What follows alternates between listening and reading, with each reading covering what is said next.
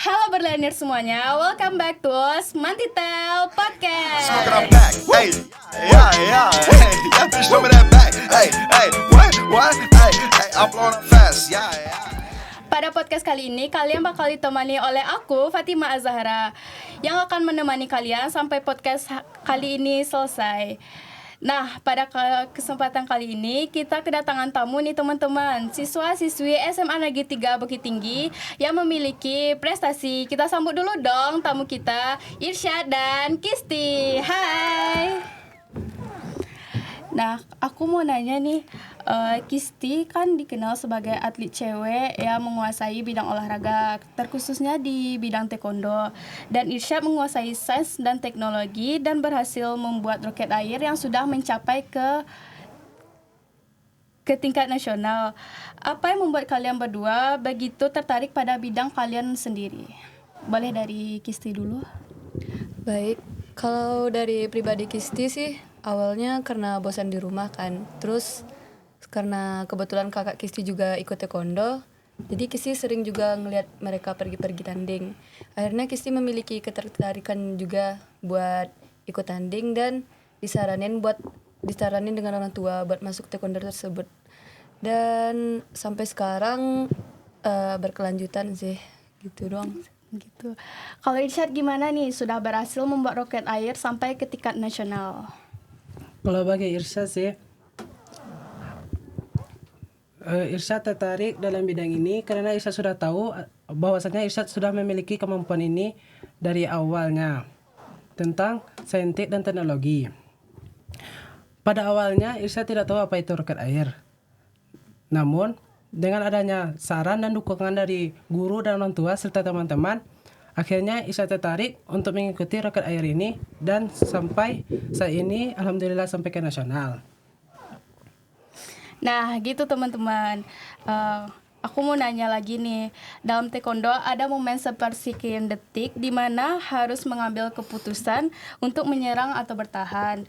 Dan dalam roket air kita harus melakukan perhitungan yang akurat dan dapat menentukan keberhasilan peluncuran. Bagaimana Irsyad dan Kisti dapat melatih kefokusan? Nah, boleh dari Irsyad dulu.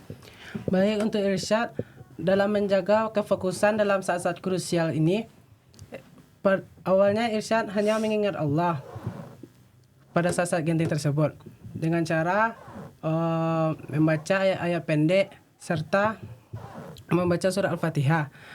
Pada saat itu Irsyad merasa gugup sekali. Karena itulah untuk menjaga fokus, Irsyad menenangkan diri sendiri dan tetap fokus dengan apa yang tujuan yang telah Irsyad tempuh sampai saat ini. Nah, kalau Kisti sendiri gimana nih cara melatih fokus saat bertanding? Kalau pribadi Kisti sih untuk melatih kefokusan biasanya sebelum masuk arena Kisti berdoa dulu kan. Jadi ntar pas di lapangan Kisti bakal fokus dengan instruksi pelatih doang dan nggak terlalu terlena sih dengan kebisingan-kebisingan yang lainnya. Jadi karena terlalu fokus dengan instruksi coach, Kisti bakal fokus dalam pertandingan tersebut. Gitu ya. Nah, Irsyad, aku punya pertanyaan nih. Dalam pembuatan roket air, apa saja kesalahan umum yang sering dilakukan dan bagaimana cara menghindarinya? Baik, kalau untuk kesalahan umum biasanya kebanyakan peserta kesalahannya terdapat di saat pembuatan sayap, yang mana dalam pembuatan sayap itu tidak perlu desain yang bagus, tetapi sayap yang tahan terhadap hantaman angin yang akan datang. Serta kesalahan umum yang juga sering terjadi yaitu ketidaktelitian saat memasangkan sayapnya pada roket tersebut. Jika tidak simetris ataupun tidak sama atas kiri kanan bawah, ini akan membuat si roketnya ini nanti akan terbang tidak sesuai dengan jalur yang telah diperkirakan nantinya. Gitu ya. Nah, kalau menurut Irsyad sendiri susah nggak buat roket air itu? Sebenarnya tidak susah, tapi kita harus ada fokus dan ketelitian dalam pembuatannya. Jika fokus dan ketelitian sudah ada dalam pembuatannya, insya Allah roketnya akan jadi seperti apa yang kita telah persiapkan sebelum-sebelumnya. Gitu ya. Nah, aku punya pertanyaan nih Kisti. Untuk pemula yang baru masuk taekwondo, apa tips terbaik agar bisa konsisten berlatih dan tidak mudah menyerah saat menghadapi tantangan di awal? Agar konsisten sih, menurut Kisti harus memiliki niat, kemauan, dan tujuan. Soalnya kalau misalnya dari awal udah nggak ada niat, pasti latihannya bakal berleha-leha. Terus jika nggak ada juga tujuannya, nggak ada yang ingin dicapai untuk kedepannya. Jadi bakal bosan mungkin dan ujung-ujungnya bakal berhenti di situ juga. Gitu. Nah, Kisti punya tips nggak nih buat yang baru masuk taekwondo agar tidak bosan saat sudah latihan? Agar nggak bosan latihan sih harus ada tantangan dalam latihannya gitu. Jadi kalau misalnya nggak ada tantangan, latihannya juga nggak bakal seru. Dia dari tantangan tersebut bakal dapat diambil dari pertandingan berikutnya. Jadi kalau misalnya ada event berikutnya, jadi kita bakal tertantang untuk latihan agar bisa mengalah-alahkan orang yang di atas kita. Nah, gitu teman-teman. Nah, aku punya pertanyaan nih untuk Isyad dulu. Bagaimana cara mengatasi kegagalan saat membuat roket air? Jadi untuk mengatasi kegagalan tersebut, Irsyad tetap semangat meskipun gagal dalam peluncuran ataupun pembuatan roketnya. Dan untuk mengatasi kegagalan itu, Irsyad mengingat bahwasanya kegagalan itu adalah awal mula kita untuk berjuang kembali untuk mencapai apa yang kita telah tentukan di masa yang akan kelak. Gitu ya. Nah, Kisti, aku mau nanya nih, bagaimana cara mengembalikan semangat yang udah pudar saat melakukan. Nah, Kisti, aku mau nanya nih, bagaimana sih cara agar membangkitkan semangat yang sudah mulai pudar saat melakukan pertandingan? Kalau Kisti sih, jika semangat udah mulai pudar, biasanya Kisti bakal ngelihat kembali nih tujuan utama Kisti sebelumnya nih apa gitu. Tujuan Kisti sih ingin ikut di event-event yang bergengsi kan. Jadi kalau misalnya Kisti udah kalah atau apanya, Kisti bakal lebih giat lagi sih. Soalnya Kisti nggak bakal nyerah sampai tujuan tersebut tercapai biasanya. Terus biasanya kalau udah mulai menyerah, Kisti bakal dapat support terus dari pelatih, keluarga, dan teman-teman Kisti. Nah, gitu teman-teman. Nah, Kisti, aku mau nanya nih, bagaimana Kisti dapat membagi waktu latihan dan waktu untuk sekolah? Kebetulan jadwal latihan Kisti malam ya. Jadi nggak bentrok sama jadwal sekolah. Biasanya sih kalau untuk tugas kan dikumpulkan di sekolah pagi biasanya. Karena Kisti latihannya malam, biasanya Kisti sore bakal Kisti angsur dulu. Nanti siap latihan malam bakal Kisti finishin semuanya. Gitu ya. Nah, Syad, aku mau nanya nih, apa tips terbaik bagi para pendengar yang ingin mencoba membuat roket air? Tips terbaik untuk pemula itu tanamkan dalam jiwanya niat pertama. Dan yang kedua, untuk pembuatan roket, gunakanlah barang-barang yang seadanya dulu. Tidak usah barang-barang yang sulit didapatkan. Seperti misalnya kalau ada botol bekas, gunakan aja botol bekas tersebut jika masih dapat digunakan. Itu botolnya botol Sprite digunakan dalam pembuatan roket. Dan dalam peluncurannya kita bisa membuat peluncur sendiri dari pompa ataupun bisa diluncurkan oleh alat-alat yang dimiliki oleh sekolah.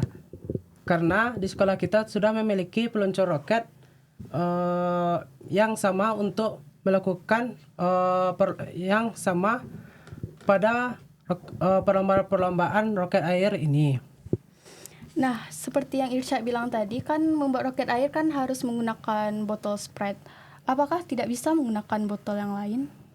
Dalam lomba roket air yang diadakan oleh BIABA ini, panitia mengharuskan kita semua untuk menggunakan botol Sprite karena untuk si peluncur dia menggunakan nozzle yang nozzle-nya tuh berbentuk penutup dari Sprite. Jika menggunakan botol lain, maka si nozzle-nya tidak pas untuk dipasangkan kepada botol tersebut. Gitu ya. Nah, gitu teman-teman. Nah, dan kita sudah di penghujung acara sekarang nih. Aku mau nanya nih, setelah ini apa target dan impian kalian? Boleh dari Kisti dulu. Untuk target Kisti tahun ini adalah ingin mengikuti PON bela diri serta mengikuti tanding internasional di G1, kalau nggak salah letaknya di Bali ya. Terus Kisti ingin juga mengikuti Popnas di tahun ini serta mengikuti Kejurwil dan Kejurnas di tahun-tahun ini.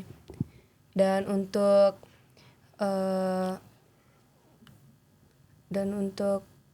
impian Kisti ingin masuk Platnas dan bisa mewakili Indonesia di kejuaraan-kejuaraan internasional lainnya. Gitu. Kalau Irsyad sendiri gimana nih? Apa target dan impian Irsyad selanjutnya?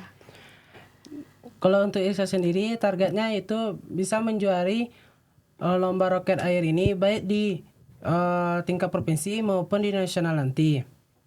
Jika di nasional nanti Irsyad bisa menjuarai, insya Allah Irsyad akan lanjut ke internasionalnya. Dan kalau untuk impian Irsyad sendiri bisa mengikuti ajang-ajang tentang roket air selain yang diadakan oleh BIABA, seperti lomba roket air yang pernah diselenggarakan di UNAN kemarin. Serta impian Irsyad untuk teman-teman dan adik-adik yang ingin mengikuti ajang roket air ini, agar